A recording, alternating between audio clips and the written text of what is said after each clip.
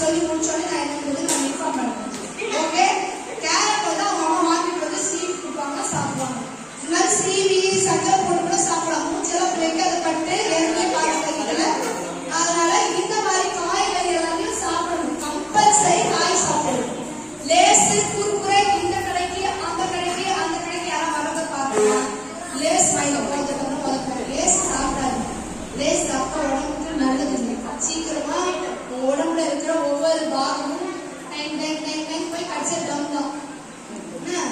Snacks சாப்பிட்டா carrot சாப்பிட்டா காய்கறி நிறைய சேர்க்கணும்.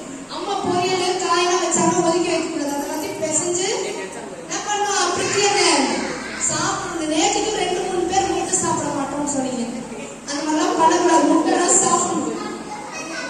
நம்ம முட்டை சாப்பிடணும். ஸ்கூல்லையும் உங்களுக்கு முட்டை தருவாங்க, ஸ்கூல்ல முட்டை தருவாங்க, எக்ஸாம்ல நீங்க முட்டை வாங்குவீங்க. அதுதான் கேஷுவல் தான். முத்ராஜி நீங்க கேட்கறேன். இந்த மாதிரி பிரியாணி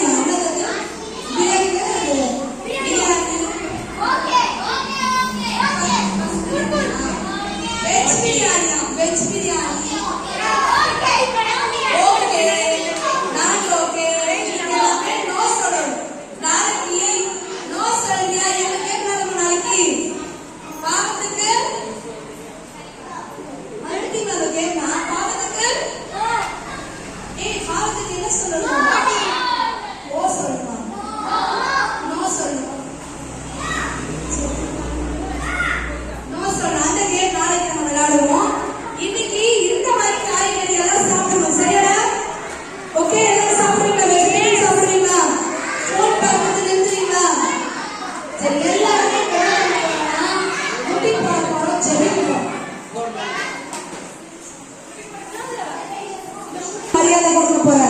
முட்டி நேரா போட, யாரும் கீழே குனிஞ்சு தூங்கலாம் கூடாது. ஏன் முட்டி போடு, நேரா முட்டி போடு. எல்லாம் கண்ணு மூடுங்க, எல்லாம் கண்ணு மூடுங்க, எல்லாம் கண்ணு மூடு. யாரையும் பார்க்க கூடாது. ஒரே நிமிஷம் யாரும் ப்ளீஸ், எல்லாம் கண்ணு மூடுங்க. நான் இப்போ ஒன்று சொல்ல போறேன், அதை அப்படி யோசி. ஆண்டவர் உன்னை படைச்சதுக்கு ஒரு நோக்கம் இருக்கு.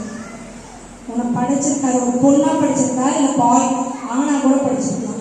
ஆனா உன்னை படைச்சு நிறைய பேர் இன்னைக்கு நம்ம கெட்ட வார்த்தை தான் சொல்லிருக்கோம், கெட்ட வார்த்தை பேசுறோம்.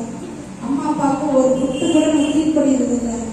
அம்மா அப்பா என்ன சொன்னாலும் எடுத்து பேசுறோம்.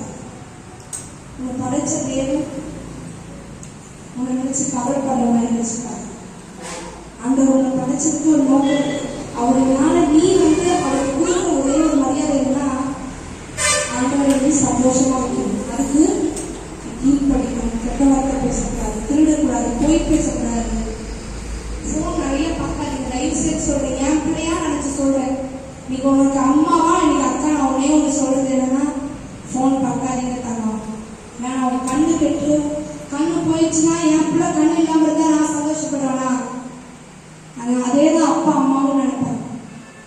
உன் கையில இருக்க விரல்ல இருக்கிற அந்த சென்சிட்டிவான அந்த ஆர்கன் போயிடுச்சுன்னா உன்னால பேனா பென்சில் பிடிக்க முடியாது. இன்னைக்கு நான் வேலைமாரி ஸ்கூல்ல ஒரு குழந்தைய வச்சு கஷ்டப்படுறேன். அந்த குழந்தைக்கு நாங்கள் எவ்வளவோ கான்சென்ட்ரேட் பண்றதுக்கு என்னென்னமோ ட்ரீட்மெண்ட் கொடுக்குறோம். பெரிய பெரிய டாக்டருங்க வராங்க. அந்த குழந்தைனால கான்சென்ட்ரேட் பண்ண முடியல.